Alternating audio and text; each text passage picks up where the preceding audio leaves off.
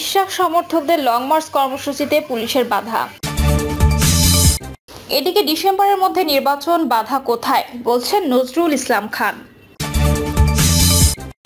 জানাবো, জামায়াতকে সবসময় স্রোতের বিপরীতে কাজ করতে হয়েছে, বলছেন ডক্টর শফিকুর রহমান।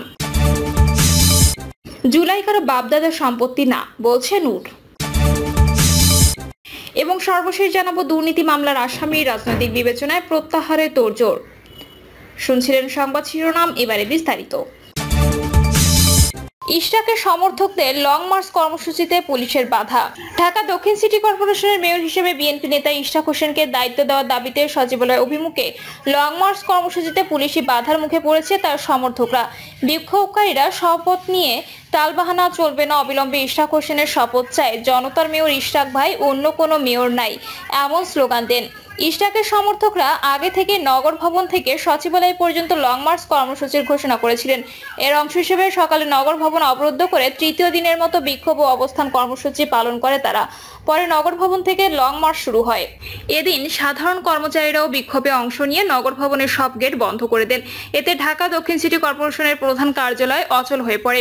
ফলে কোনো সেবা প্রার্থী বা কর্মকর্তা ভবনে প্রবেশ করতে পারেননি। বিক্ষোভকারীদের অভিযোগ, আদালতের রায় ও নির্বাচন কমিশনের গেজেট প্রকাশের পরও ইশরাক হোসেনকে শপথ নিতে দেওয়া হচ্ছে না।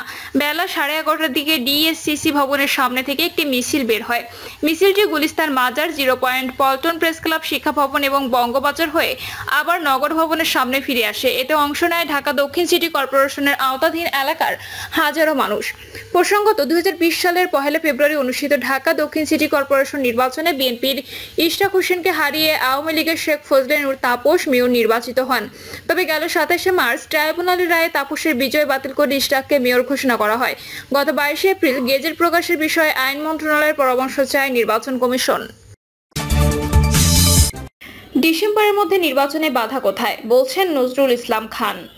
আগামী জুন বা জুলাইয়ের মধ্যে ঐকমত্যে পৌঁছানো সম্ভব হলে ডিসেম্বরের মধ্যে নির্বাচনে বাধা কোথায়, অন্তর্বর্তী সরকারকে উদ্দেশ্য করে এমন প্রশ্ন করেছেন বিএনপির স্থায়ী কমিটির সদস্য নজরুল ইসলাম খান। নজরুল ইসলাম খান বলেন, একটি দেশে সামাজিক, অর্থনৈতিক, রাজনৈতিক অস্থিরতা থাকে, তা মোকাবেলা ও সমাধানের জন্য রাজনৈতিক সরকারের বিকল্প নেই। অন্তর্বর্তী সরকার বিষয়টি বোঝে, কিন্তু তাদেরকে নানাভাবে প্রভাবিত করার চেষ্টা হচ্ছে। তিনি আরো বলেন, বিএনপি পরিপূর্ণ সংস্কারের পক্ষে, তবে সংস্কার একবারে শেষ করার বিষয় নয়, এটি অংশীজনতার মতামতের ভিত্তিতে একটি প্রক্রিয়ার মধ্যে হবে। সংস্কারের বিষয়ে বিএনপি সহ বিভিন্ন রাজনৈতিক দল প্রস্তাব দিয়েছে। আগামী জুন বা জুলাইয়ের মধ্যে ঐকমত্য পৌঁছানো সম্ভব হলে ডিসেম্বরের মধ্যে নির্বাচনে বাধা কোথায়, এ সময় কাউকে সুযোগ দিতেই নির্বাচন পেছানো হচ্ছে কিনা, এমন প্রশ্ন তোলেন তিনি আরো বলেন, বাংলাদেশের সব অঞ্চলের মানুষ ফ্যাসিবাদের দ্বারা নির্যাতিত হয়েছে। রাজনৈতিক দলগুলো অনেক আগে থেকেই এক দফায় দাবি জানিয়ে আসছিল। এই গণঅভ্যুত্থান বিএনপির দীর্ঘ লড়াইয়ের ফলাফল। জামায়াতকে সবসময় স্রোতের বিপরীতে কাজ করতে হয়েছে বলে ডক্টর শফিকুর রহমান। জামায়াত ইসলামীর আমির ডক্টর শফিকুর রহমান বলেছেন, অতীতে যারা ক্ষমতায় ছিলেন তারা কাজ করেননি, বরং তারা আত্মস্বার্থ, ব্যক্তি স্বার্থ, শ্রেণী স্বার্থ, গোষ্ঠী স্বার্থ, সংকীর্ণ দলীয় স্বার্থ রক্ষা সহ রাজনৈতিক উচ্চাভিলাষ চরিতার্থ করেছেন। তাই জামায়াতকে সবসময় স্রোতের বিপরীতে কাজ করতে হয়েছে। তিনি আরো উল্লেখ করেন, জামায়াত ইসলামী শুধু ভোট বা নির্বাচন কেন্দ্রিক রাজনৈতিক দল নয়, বরং আমরা আত্মমানবতার মুক্তি ও সমাজের কাঙ্ক্ষিত পরিবর্তন করে দেশকে ইসলামী কল্যাণ রাষ্ট্রে পরিণত করতে আপসহীন সংগ্রাম চালিয়ে যাচ্ছি। ডক্টর শফিকুর রহমান বলেন, জামায়াত নিয়মতান্ত্রিক ও গণতান্ত্রিক পন্থায় রাষ্ট্রের সব ক্ষেত্রে ইতিবাচক পরিবর্তন করতে চায়। আমরা এমনভাবে রাষ্ট্রীয় কাঠামোকে ঢেলে সাজাতে চাই যাতে রাষ্ট্রের সব মানুষের অধিকারের নিশ্চয়তা প্রদান করতে পারে। জামায়াত এমন এক সমাজ প্রতিষ্ঠা করতে চায় যেখানে মানুষে কোনো বৈষম্য বা ভেদাভেদ থাকবে না। তিনি আরো বলেন, সঙ্গত কারণে আমরা নানাভাবে জুলুম নির্যাতনের শিকার হয়েছি। ইসলামী আন্দোলনের উপর জুলুম নির্যাতন নতুন কিছু নয়, বরং নবী রাসূলরাও তা থেকে রেহাই পাননি। তাই যে কোনো জুলুম নির্যাতনে ইসলামী আন্দোলনের কর্মীদের হতোদ্যম হলে চলবে না, বরং সব বাধা প্রতিবন্ধকতা উপেক্ষা করে ময়দানে আপসহীন ভূমিকা পালন করতে হবে। জামায়াত আমির বলেন, আমাদের পথচলা অতীতে নির্বিঘ্ন ছিল না, এখনো নয়। স্বাধীনতা পরবর্তীতে 1972 সালে তদানীন্তন জালিম সরকার জামায়াতকে নিষিদ্ধ করেছিল। 1975 সালে তারা সব রাজনৈতিক দল নিষিদ্ধ ঘোষণা করে একদলীয় বাকশালী শাসন কায়েম করেছিল। কিন্তু ইসলামী আন্দোলনের কর্মতৎপরতা কখনোই বন্ধ ছিল না। 1978 সালে নিষেধাজ্ঞা উঠে যাওয়ার পর তা প্রমাণ হয়েছিল। তবে এর জন্য বিভিন্ন সময় আমাদের অনেক জুলুম নির্যাতন সহ্য করতে হয়েছে। জামায়াত ইসলামী প্রতিহিংসা প্রতিশোধের রাজনীতি করে না, বরং ময়দানে জানমালের কোরবানির মাধ্যমে সমাজের রন্ধ্রে রন্ধ্রে প্রচলিত সব প্রকার অনিয়মের ইতিবাচক পরিবর্তন করতে চায় জানিয়ে ডক্টর শফিকুর রহমান বলেন, এ কাজ করতে গিয়ে আমাদের অনেক ভাই শাহাদাতকে হাসি মুখে বরণ করতে হয়েছে। স্বজন হারিয়েছে অনেকেই, আমাদেরকে অবশ্যই মনে রাখতে হবে আমরা মজলুম হলেও জালেম হব হব না। এ সময় তিনি দিন প্রতিষ্ঠাকে জীবনের উদ্দেশ্য হিসেবে গ্রহণ করতে সবার প্রতি আহ্বান জানান। জুলাই কারো বাপদাদার সম্পত্তি না, বলছে নূর। গণ অধিকার পরিষদের সভাপতি ও ডাকসুর সাবেক ভিপি নুরুল হক নূর বলেছেন, ৭১-এর মুক্তিযুদ্ধকে কেন্দ্র করে আওয়ামী লীগ যেমন মুক্তিযুদ্ধের একক ঠিকাদার হয়ে গিয়েছিল, মুক্তিযুদ্ধকে তাদের রাজনীতির ধান্দাবাজির দোকানে পরিণত করেছিল, আজকের জুলাই গণ অভ্যুত্থানকেও কোনো ব্যক্তি ও কতিপয় গোষ্ঠী তাদের রাজনৈতিক ধান্দাবাজির হাতিয়ারে পরিণত করতে যাচ্ছে। তিনি বলেন, আমরা পরিষ্কার করে বলে দিতে চাই, জুলাই কারো বাপদাদার সম্পত্তি না, জুলাই কোনো রাজনৈতিক দল, ব্যক্তি বা প্রতিষ্ঠানের একক কৃতিত্ব না। জুলাই এদেশের সকল শ্রেণী পেশার মানুষ, আপামর জনসাধারণের লড়াই সংগ্রামের ফল। তিনি বলেন, জুলাইয়ের আকাঙ্ক্ষা হচ্ছে ফ্যাসিবাদের পতন ঘটিয়ে একটি নতুন বাংলাদেশ নির্মাণ করা, যেখানে কোনো ফ্যাসিস্ট স্বৈরশাসক তৈরি হবে না।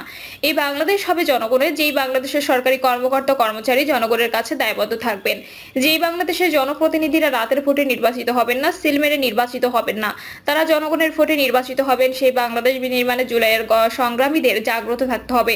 নূর বলেন, জুলাইয়ের নামে যারা দোকান খুলে ব্যবসা করবে তাদেরকেও প্রতিহত করতে হবে। দুর্নীতি মামলার আসামি রাজনৈতিক বিবেচনায় প্রত্যাহারে তোড়জোড়। সার্ভেয়ার মুজিবুর রহমান ও আমানাতুল মাওলা কর্মরত ছিলেন চট্টগ্রাম জেলা প্রশাসনের ভূমি অধিগ্রহণ শাখায়। কর্ণফুলী টানেল প্রকল্পে ভুয়া ভূমি মালিকের জাল কাগজকে সঠিক বলে প্রতিবেদন দেন তারা। তাদের প্রতিবেদনের জেরে ভূমি অধিগ্রহণে ক্ষতিপূরণের ১,১৩,০০,০০০ টাকা আত্মসাৎ করে প্রতারক চক্র। এ ঘটনায় ২০১৯ সালে সরকারি অর্থ আত্মসাতের ঘটনায় দুর্নীতি মামলা করে দুদক। পরে ২ আসামি কারাভোগ করেন। ক্ষমতার পালাবদলের সুযোগে রাজনৈতিক বিবেচনায় মামলা থেকে নাম প্রত্যাহারে দৌড়ঝাঁপ করেছেন তারা। সরকারি চাকরিজীবী হয়েও তারা বনে গেছেন রাজনৈতিক ব্যক্তি। জেলা প্রশাসনের দুষ্ট চক্রকে ম্যানেজ করে মামলা থেকে রেহাই পেতে তোড়জোড় করছেন সার্ভেয়াররা। এরই মধ্যে রাজনৈতিক বিবেচনায় তাদের নাম প্রত্যাহার করার জন্য চট্টগ্রাম মহানগর পিপির মতামত আদায় করে নিয়েছে। তা জমা দিয়েছেন চট্টগ্রাম জেলার হয়রানিমূলক মামলা প্রত্যাহার সংক্রান্ত কমিটির দপ্তরে। এই প্রসঙ্গে মামলা প্রত্যাহার সংক্রান্ত চট্টগ্রাম জেলা কমিটির সভাপতি চট্টগ্রাম জেলা প্রশাসক ফরিদা খানম বলেন, বিষয়টি নিয়ে অতিরিক্ত জেলা প্রশাসক রাজস্ব কর্মকর্তার সঙ্গে কথা বলেন, তিনি এই ব্যাপারে বলতে পারবেন। অতিরিক্ত জেলা প্রশাসক রাজস্ব সাদিউর রহিম জাদিদ বলেন, এ সংক্রান্ত কোনো বিষয় আমার দপ্তরে নেই। অতিরিক্ত জেলা ম্যাজিস্ট্রেটের সঙ্গে এ বিষয়ে কথা বলতে পারেন। অতিরিক্ত জেলা ম্যাজিস্ট্রেট নিও সৈয়দ মাহবুবুল হককে একাধিকবার ফোন এবং তার অফিসে গেলেও দেখা মেলেনি। চট্টগ্রাম মহানগর পিপি মহফিজুল হক ভুইয়া বলেন, রাজনৈতিক হয়রানিমূলক শত শত মামলা প্রত্যাহারে মতামত দিয়েছি। দুদকের মামলার আসামি সার্ভেয়ারদের মামলায় মতামত দিয়েছি কিনা রেকর্ড দেখে বলতে হবে। তারা রাজনৈতিক হয়রানির শিকার না হলে যাচাই বাছাই কমিটি থেকে তাদের আবেদন বাদ পড়বে। সার্ভেয়ার মুজিবুর রহমান বলেন, ভুলে প্রকৃত ভূমি মালিকের অর্থ অন্যজন নিয়ে যায়। দুর্নীতি মামলা করার পর টাকা নিয়ে যাওয়া ব্যক্তিরা সরকারি কোষাগারে ফেরত দিয়েছেন। আমরা কোনো অর্থ আত্মসাৎ করিনি, তাই মামলাটি হয়রানিমূলক হওয়ার প্রত্যাহার করার জন্য আবেদন করেছি। আমাদের পক্ষে মহানগর পিপিও মতামত দিয়েছেন। অপর সার্ভেয়ার আমানাতুল মাওলা বলেন, আমাদের প্রতিবেদনে ভুল ছিল। প্রতারক চক্র এটি কাজে লাগিয়ে অর্থ আত্মসাৎ করেছিল। প্রতারক চক্রের সঙ্গে আমাদের কোনো যোগসাজশ ছিল না। আইনজীবী চৌধুরী আব্দুল্লাহ বলেন, মিলেমিশে সরকারি অর্থ আত্মসাৎ করে আসামির অপরাধ করেছেন। দুদকের মামলা বিচারাধীন। এই অবস্থায় দুর্নীতি মামলার আসামিদের রাজনৈতিক হয়রানিমূলক বিবেচনার নাম প্রত্যাহারের যে আয়োজন, তা সত্যি দুর্ভাগ্যজনক। ভুয়া ভূমি মালিক সেজে ভূমি অধিগ্রহণের ক্ষতিপূরণের ১,১৩,০০,০০০ টাকা আত্মসাতের ঘটনায় ২ সার্ভেয়ার সহ ১৫ আসামিকে অব্যাহতির সুপারিশ করে আদালতে প্রতিবেদনে জমা দেয় দুদক। কিন্তু চট্টগ্রাম মহানগর দায়রা জজ দুদকের প্রতিবেদন ও সুপারিশ খারিজ করে দিয়ে ২ সার্ভেয়ার সহ ১৫ আসামির বিরুদ্ধে অভিযোগ আমলে নিয়ে বিচার শুরুর কাজে দেন।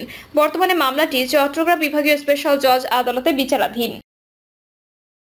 প্রিয় দর্শক, এই ছিল এখনকার সর্বশেষ সংবাদ। আপডেট সব সংবাদ পেতে চ্যানেলটি সাবস্ক্রাইব করে বেল আইকনটি ক্লিক করে রাখুন।